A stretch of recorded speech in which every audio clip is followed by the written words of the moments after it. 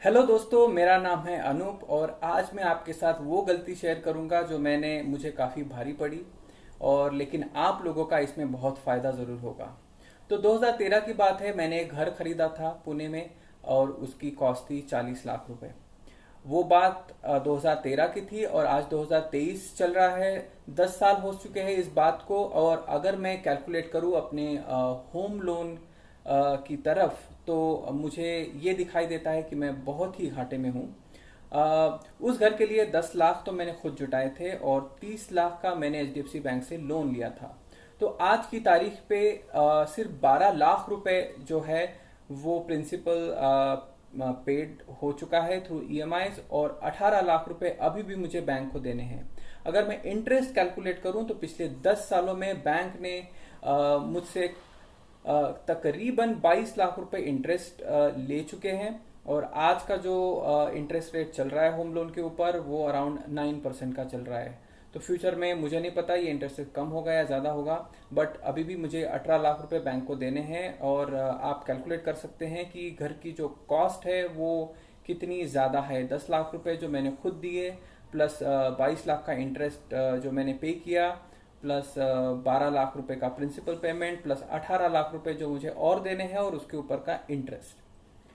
अगर मैं ये डिसीजन नहीं लेता और वो 10 लाख रुपए में मैं अगर एफडी में रखता, which is the lowest risk option for investment, और जो 30,000 रुपए का ईएमआई मैं बैंक को दे रहा था वो अगर मैं हर महीने आरडी करता, तो 10 साल बाद आज मुझे सिर्फ 6% रेट पे भी मेरे पास 54 लाख होते। अगर मैं यही पैसा किसी थोड़े रिस्की ऑप्शंस में इन्वेस्ट करता, तो 10 साल बाद मेरे पास आज लेट्स से कि 10% के ऊपर भी मेरे पास 64 लाख रुपीज होते।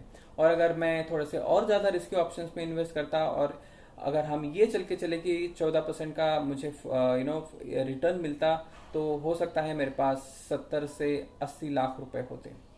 तो अगर मैं ये घर नहीं लेता तो मेरे पास आज बहुत ज़्यादा लिक्विडिटी होती और मैं पुणे के प्रीमियम इलाके में इस घर को खरीद सकता था। आप बहुत सारे लोग ये भी सोच रहे होंगे कि आपने तो इसके ऊपर टैक्स भी बचाया होगा और रेंट भी कमाया होगा। तो सच बात यह है कि जब तक घर कंप्लीट नहीं होता तब तक तो आप रेंट कमा ही नहीं सकते, तब तक आप ईएमआई ही पे कर रहे हो। और घर के अपने खर्चे होते हैं, आपको मेंटेनेंस पे करना होता है।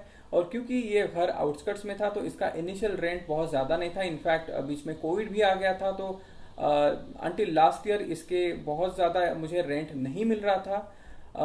तो मैं अगर इसके एक्सपेंसेस कैलकुलेट करूं, फ्लैट को मेंटेन करना, उसको पेंट कराना, उसकी चीज़ों को फिक्स करना, उसका मेंटेनेंस और टैक्स पे करना, और जो मुझे इनकम टैक्स बेनिफिट हर साल मिलता है इंटरेस्ट रेट के ऊपर, तो सारा कुछ मिलाने के बावजूद भी ये किसी भी फायदे का डील मुझे नहीं लगा।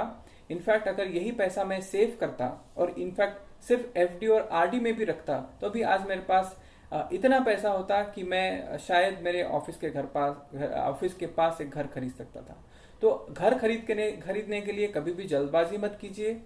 और अगर आप इसलिए घर खरीद रहे हैं क्योंकि आप शादी करना चाहते हैं और आपकी फैमिली के लिए आपको घर चाहिए, तो मैं सलाह दूंगा कि आप शादी कर लीजिए और आपके पार्टनर के साथ मिलकर आप एक बेहतर घर खरीद सकते हैं।